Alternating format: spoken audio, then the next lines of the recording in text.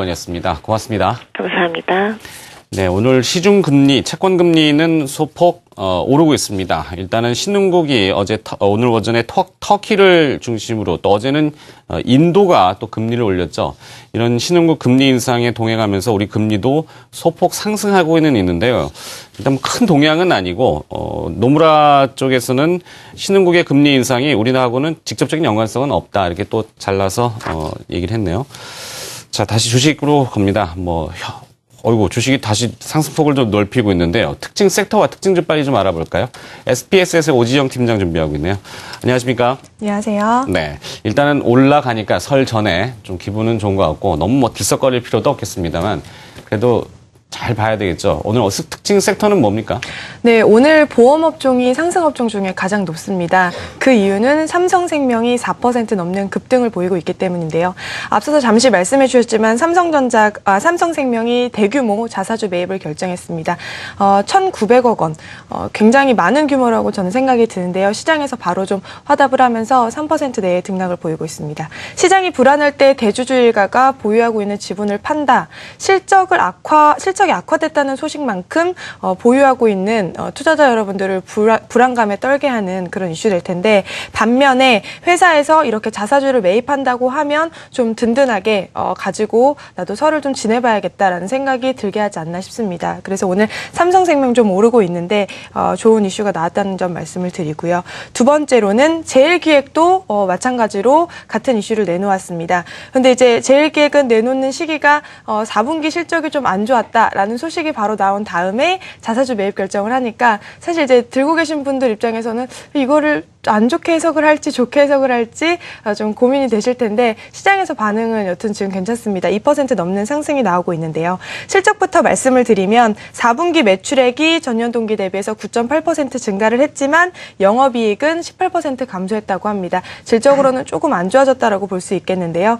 지난해 사실 글로벌 광고 시장이 좀 좋지 않았다는 점을 감안해서 좀 봐줄 수도 있는 부분이 아닐까 이렇게 생각하실 수도 있겠습니다. 한 증권사에서는 4분기 실적 좀 좋게 나오지는 않았지만 전망치에 좀 근접했다라는 양호한 평가를 내리기도 했습니다. 2012년부터 상반기에 배당을 지급하지 않는 대신에 자사주를 매입한 것 올해에도 지속을 하면서 시장에서는 좀 좋은 평가를 받고 있는 상황이네요. 네. 이 자사주를 매입하게 되면 일단 유통되는 주식이 조금 줄어들면서 주주가치 제고에 좀 도움이 될 수 있다 이런 거죠. 과거에는 삼성전자는 이제 주가 관리 방어 차원에서 자사주를 매입해서 소각시켜버리는 경우도 왕왕 있었는데요. 자, 일단 삼성생명이 먼저 자사주 매입을 결정했고 오늘 주가가 반응한다는 이야기를 해주셨습니다. 그 밖에 개별 특징주, 코스닥 쪽은 좀 어떻습니까? 개별 기업들 얘기 좀 해주시죠. 네, 코스닥에서는 정보 유출 사태와 관련해서 좀 장기적으로 살펴볼 수 있는 종목, 오늘도 움직이고 있는 종목을 말씀드리려고 하는데요. 계속 시장에서 얘기는 나오고 있고 각 업체들에서 준비를 하고 있는 사항입니다. 대형 통신사에서도 정보 유출 사태를 좀 안정화시킬 만한 방법을 강구하려고 한다라는 얘기를 소식통을 통해서 전해 들은 바 있는데요. 이런 부분 관련해서 장기적으로 좀 봐야 될 종목이 뭘까? 여러 가지 종목이 있겠지만 오늘 리포트도 나오고 상장사 중에서 두 종목 말씀을 드립니다. 먼저 첫 번째로는 코나아이, 두 번째로는 유비벨록스인데요. 코나아이를 보는 이유는 저는 정보 유출, 곧 이제 보안이 점점 더 중요해지면서 카드도 옛날에 마그네틱 선만 있는 카드는 이제 사용을 못하죠. 카드에 보시면 요즘 발급하던 카드는 전면에 보시면 작은 금색으로 IC 칩이라는 게 내장되어 있는데 그 칩을 만드는 회사입니다. 코나아이라는 회사인데 제가 예전에 이 시간에 아마 나왔었나요? 방송에서 카드를 보여드리면서 말씀드린 적이 있는데 여전히 좀 관심을 가질만 할 것 같습니다. 물론 4분기 지금 방송 들으면서 한번 쳐보니까 4분기 실적이 안 좋다라는 얘기가 있는데 맞습니다. 4분기 실적이 좀 좋지 않았다라는 소식이 있습니다. 4분기 영업이익 18억 원밖에 벌지 못했다라는 소식인데요. 지나간 과거는 뒤로 하고 미래를 살펴보면 중국 쪽으로의 수출도 좀 앞으로 가능하지 않을까 올해에는 좀 살펴볼 만할 것 같습니다. 두 번째로는 유비벨록스인데요. 사실 이제 스마트 카드 시장 보안 이런 거 생각할 때 유비벨록스 빼놓을 수가 없겠습니다. SK텔레콤에서도 많은 물량을 유비벨록스를 통해서 오고 가고 있는 상황인데요. 스마트 카드 시장이 확대된다면 단연 살펴볼 수 있는 종목이 되겠습니다. 영업이익이 82% 정도 올해 증가할 것이라고 예상하는데 82% 4%입니다. 굉장히 큰 성장이 기대가 된다라는 거죠. 이런 호재 나오면 주가가 갑자기 급등을 하는데 뭐 단기적으로 빨리 따라다시는 것보다는 올해 설을 앞두고 저는 장기적으로 살펴볼 만한 종목으로 이 두 종목 정보 유출 사태와 관련해서 말씀을 드리겠습니다. 네. 자, 이미 재료들이 조금 반영이 되는 기업들 아니겠습니까? 네. 딱히 재료들이 보시는 기업도 없을까요, 좀? 네, 재료들이 두 종목 같은 경우에는 반응을 하는데요. 저는 사실 단기적으로뿐만 아니라 중장기적으로 살펴볼 만한 이제 업종으로 말씀을 드린 거고, 한 업종 더 말씀을 드리면 엔터 쪽 더 말씀을 드리겠는데요. 앞서서 이승석 대표님이신가요? KT 뮤직을 말씀을 해주셨던 것 같은데, 저는 사실 엔터주 관련해서는 또 중장기적으로 살펴볼 만하다고 생각을 하는데, YG 엔터, SM 다 긍정적인 이슈가 있고요. 그리고 사실 별에서 온 그대가 오늘 하는 날이라서 저도 오늘 밤을 기다리고 있는데, 키스트 소속 이 되어 있죠. 김수현 씨가요. 그래서 저는 사실 엔터주들도 올해 상반기에 계속 살펴볼 만하다고 생각을 하고요. 기관 쪽에서도 관심을 여전히 가지고 있는 것 같습니다. 오늘도 두 업종 말씀드리게 됐네요. 네.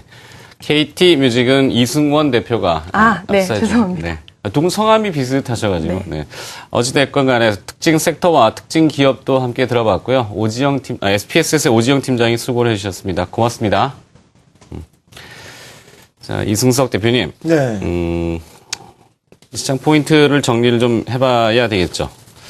예, 뭐 일단 뭐 설 전에 뭐 어제하고 오늘 이틀 연속적으로 다 반등이 나오면서 종합주가 지수가 1930포인트 부근 정도까지는 올라오고 있습니다. 이제 문제는 이제 여기서 이제 과연 1930포인트를 넘어서서 이전 지지선 구간이었던 1940포인트 정도까지 올라올 수 있는지를 놓고 본다면, 그래서 오늘 밤에 워낙 중요한 이슈가 있기 때문에 오늘 종합주가 지수 상승폭은 좀 제한적 수준 정도까지 올라갈 가능성이 높지 않을까 이렇게 전망이 됩니다. 그래서 다만 이제 아까 앞에서도 얘기했다시피 뭐 이번 뭐 중요한 이벤트를 오늘 밤에 앞두고 있고, 또 여러분들이 이제 설 연휴 기간 중에 내일 아침에 우리가 쉬실 때 이제 이걸 갖다 뉴스를 접하게 되죠. 그러다 보니까 이제 내일 주식을 또 대응 못 하는지 또 이거에 대해서 또 걱정을 하실 것 같습니다.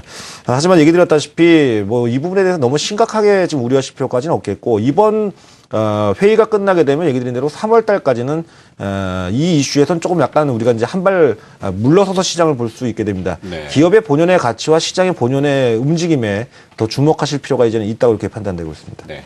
자, 관심 기업 애프터 서비스 계속 저한테 지금 얘기를 해주셨죠. 리노공업이 날아간다.